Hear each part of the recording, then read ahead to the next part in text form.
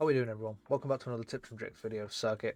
We're not going to go over abilities today. We did that on the last one. Feel free to go and check that out on the Arronte map if you want to do that. This time we're looking at Yggdrasil today, so let's go straight into it. Right, we'll start off with the attackers again first. So nice little easy one to start us off with. Remember that a lot of these throws are for more aggressive players. They're for keeping defenders or the other people that you're attacking out of the way and keeping them back, or getting them to move out of a room or something similar.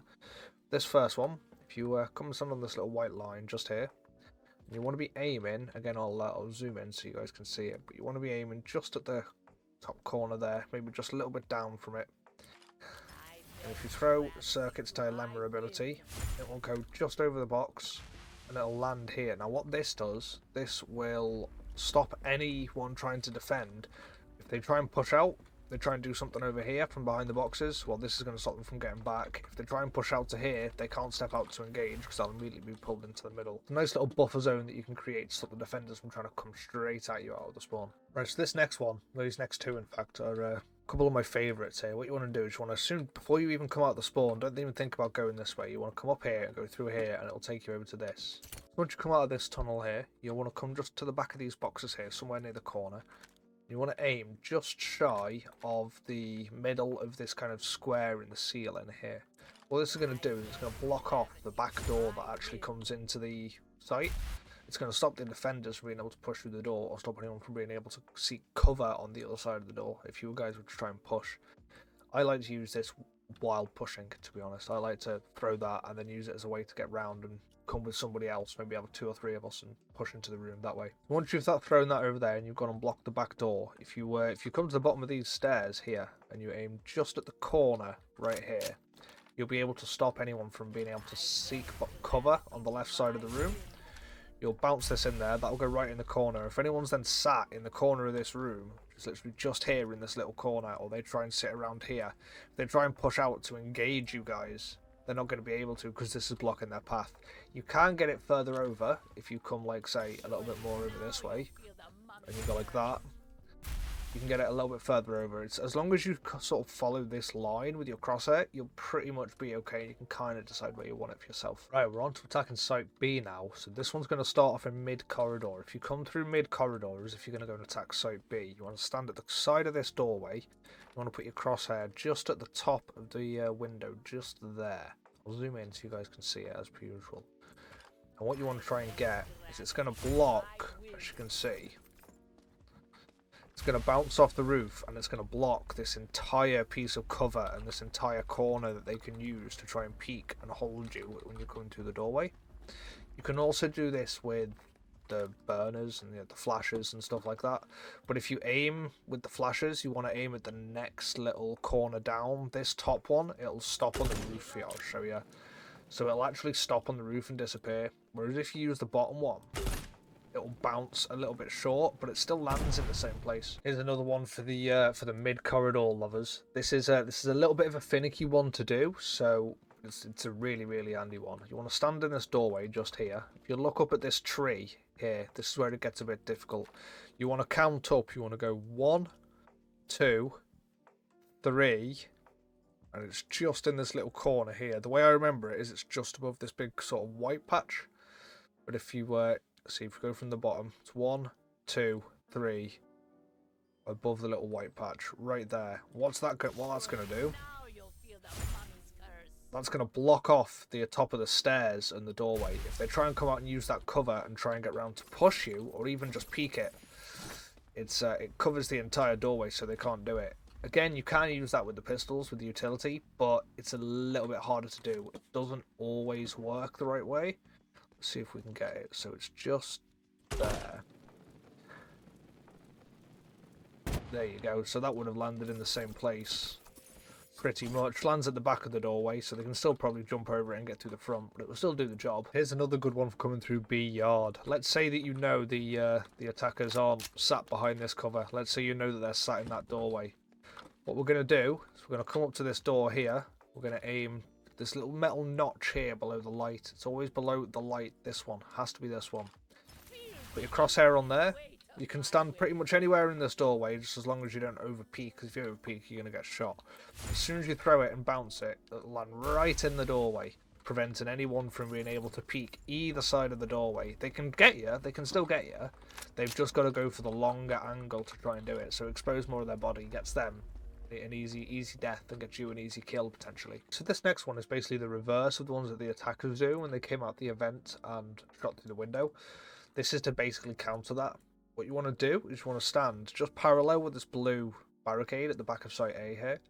You want to aim through the window, but you want to aim sort of just before the line on that ceiling tile, so somewhere just about there. And what that's going to do is it's going to bounce it ever so slightly off the roof, and it's going to land right next to the boxes. You can do this with the utility and with her ability. Her ability, what I do is I team her ability with the utility. That way you can get both straight out the bat, and it's going to burn them and put them at a big disadvantage. They've got to wait there for that thing to go, or they've got to go up and round and come all the way back round to this side. By this point, you'll have all the rest of your team doing whatever they need to be doing over there.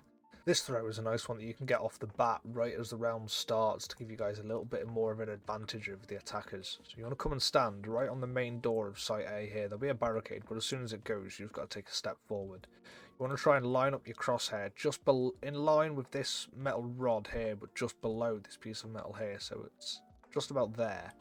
And what that'll do, you should be able to get Serket's ability to land right next to the edge of the corridor, and it's going to pull anyone who tries to push the corner. It's going to pull them out into a line of sight so you can shoot them, or they're going to have to step back and not be able to push the corner. So it's a very, very handy little way of buying yourself some time and creating that buffer zone that the attackers are going to try and create to get to you. This next one is a little bit of a sneaky one. Let's say you've thrown your thing over there, you've stopped them from pushing round, you've bought yourself a little bit of time.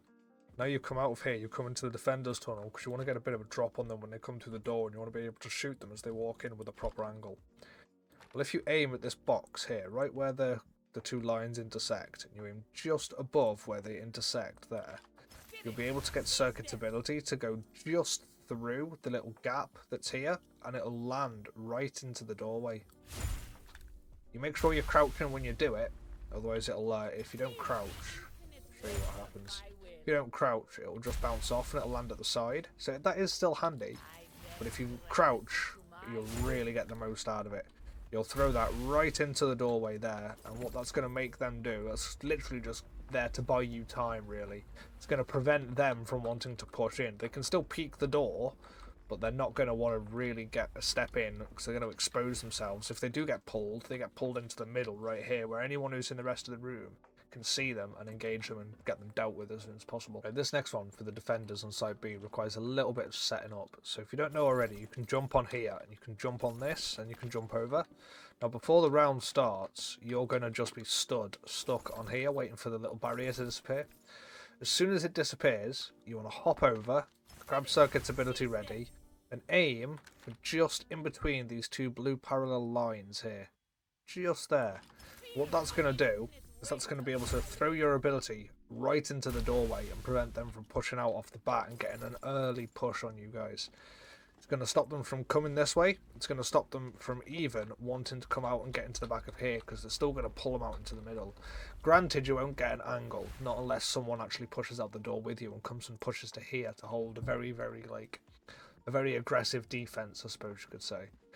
But even if you're just on your own, throwing that in there is perfect. Especially if, like I do, when you were to team it with another one of her utilities as well, you can land that right in the same place, and you can just burn them as soon as they come out of the doorway. This next one on B needs a little bit of preparation again. So you want to come and jump on this box, crouch just here. You want to be aiming just below this piece of window edge there, so somewhere like here.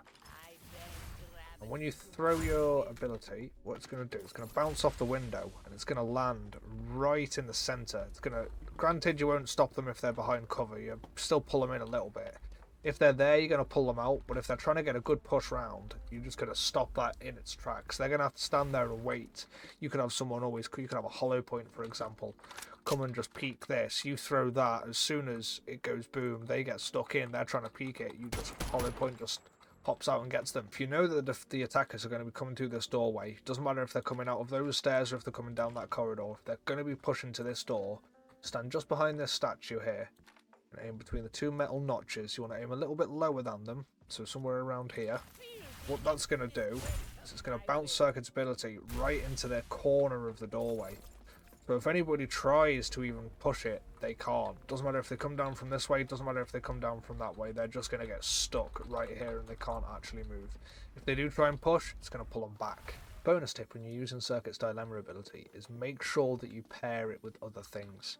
If I come up here, for example, and do this one that I showed you before, where I throw that, make sure that you're pairing it either with a utility or with some sort of other ability that she can do, so that you can actually come out and push people. That's how you make the most out of Serket's dilemma. You use it with other things, whether it's a utility to cause a bit of burn, or whether it's your tornado, or whether you're trying to get people stuck and you want to just see if there's someone there, so you can take a little cheeky peek, make sure you're safe, and you can come back and then peek it if you really need to. The other tip I would definitely give is make sure you've got your timings down when you're doing these things, because a lot of the attackers' spawns can get to the places where these land very, very quickly. So make sure that when the time is coming down at the start of the round, when it goes 3, 2, 1, as soon as it hits 1, you're ready with that button so you can get your ability out, get it thrown, and get them stuck before their push even begins.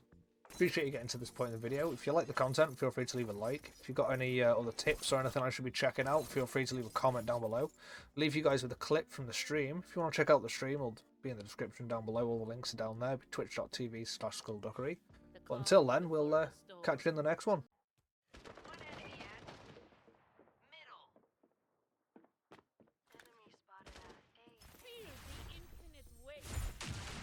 Now is the time to push. They've just gone through the door. I'm burning him at the front door. Just got another one at the front door.